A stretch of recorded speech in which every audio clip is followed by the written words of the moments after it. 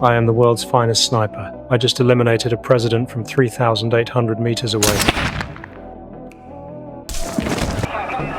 expecting to collect my fee of $10 million.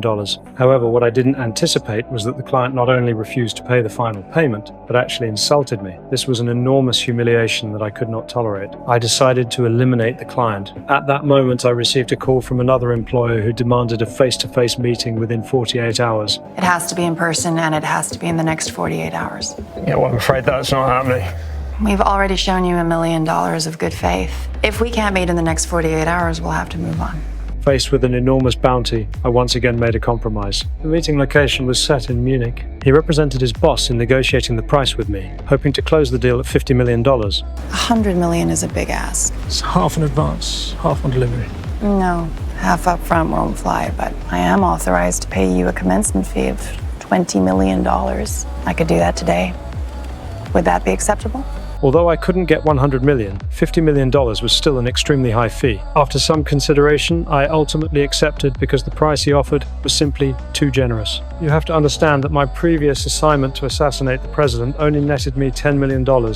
Soon I arrived at the bank where the previous order's transfer deposit was made. They gave me the name of a remittance company. Through my investigation of this company's directors and legal representatives, I discovered that this client was actually the president's son. At the time to draw the snake out of its hole, I went to his son's company and wounded him. Then, while he was at the hospital visiting his son, I sniped him from 3,800 meters away. If this son had anonymously hired someone to kill his father, never expecting that I would use him as bait, then his refusal to pay the final amount and his insults made perfect sense.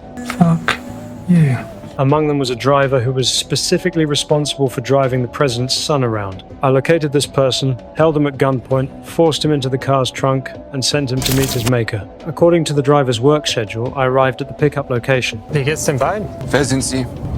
Sie wissen, wer ich bin. I shot the bodyguard beside me with one bullet, then floored the accelerator and escaped the pursuing convoy. At that moment, the president's son was struggling desperately in the back seat, calling out to his bodyguards for help. But I was very familiar with this neighborhood and quickly lost everyone, driving the car to a blind spot without surveillance. Now, I was going to make him pay for his actions. Wer sind Sie? You know who I am.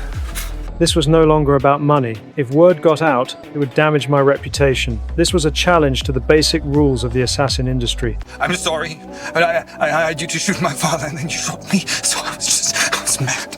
I'll pay you, I promise. But it's not about the money. I had to send a signal by pursuing the contract violator. Any breach of contract would come at the cost of one's life. Liars. Liars. Fuck. Bitte.